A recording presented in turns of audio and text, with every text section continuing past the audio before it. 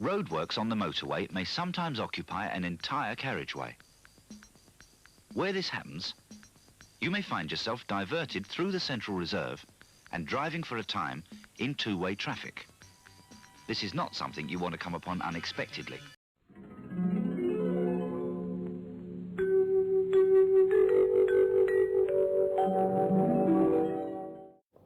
Welcome back.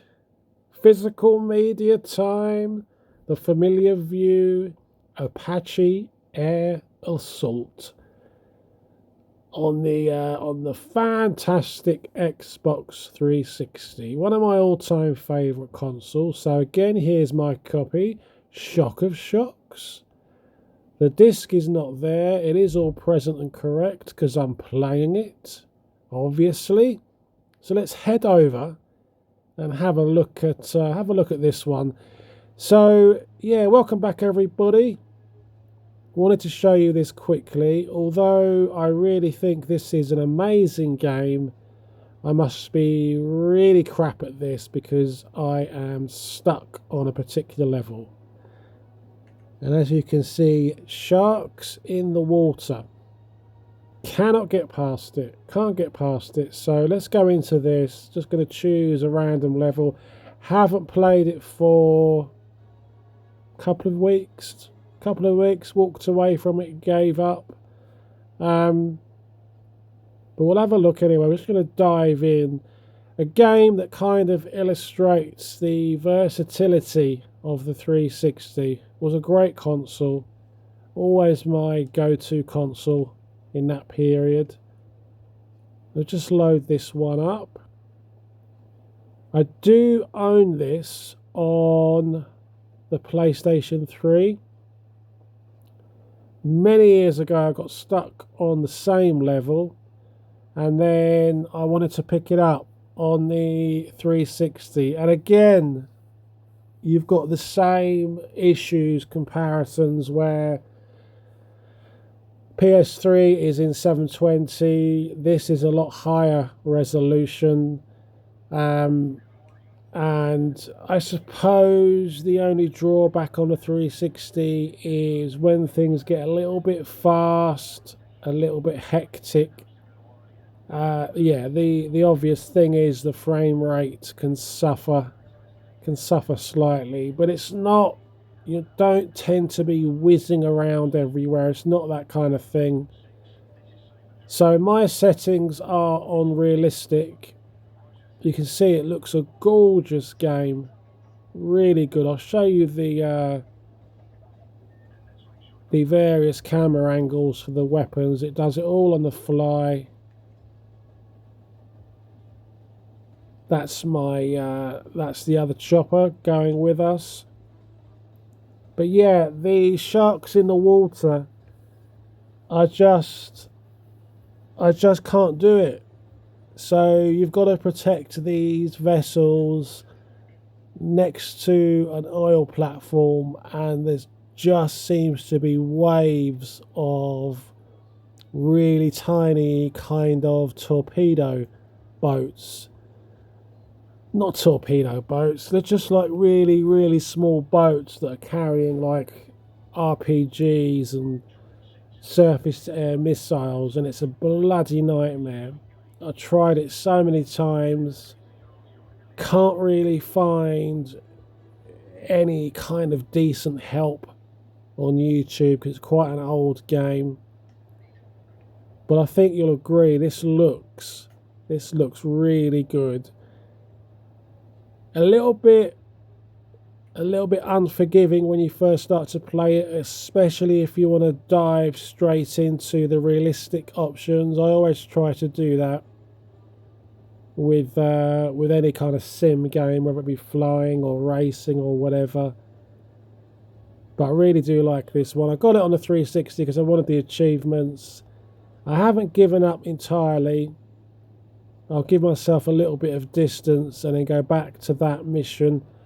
Might try and do some more research online, see if I can find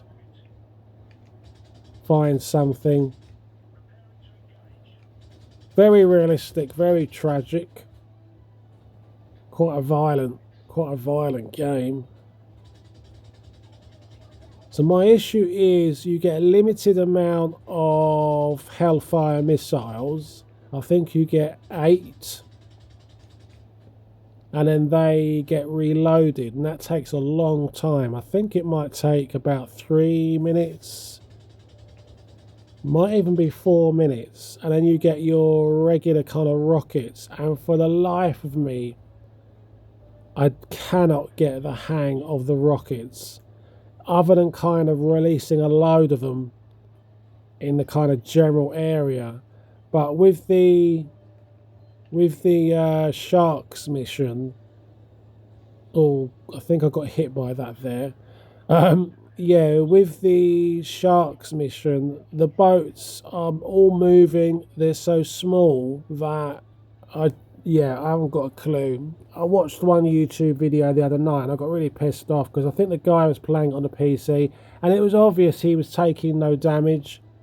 You know, there was like trace of fire everywhere from all different angles, and the damage meter, the percentage, was not even changing. I just think, what's the point of that? You know, it's no help to me.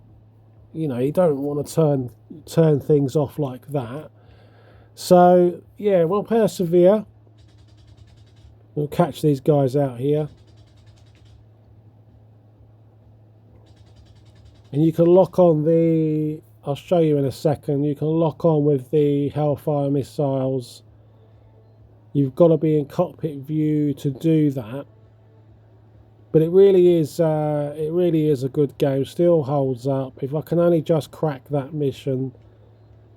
You've got a nice feature. Sometimes you might see the external camera views go a bit crazy. That's because you can hit an auto hover button, and the autopilot will automatically bring the chopper to a standstill and level it out for where you want to be so you can concentrate. So we'll just see how far away we are from these vehicles, and we'll just show you the Hellfire missiles if I can.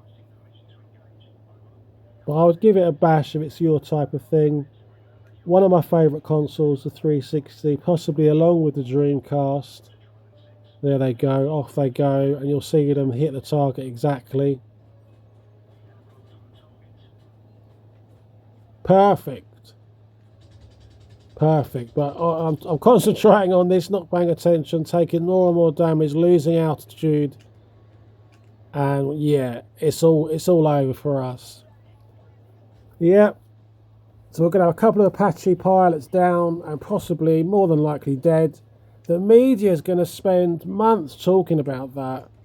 But we'll spend at least 5 minutes. We'll spend at least 5 minutes talking about all those poor bastard civilians that I've probably wasted. Isn't it great, eh?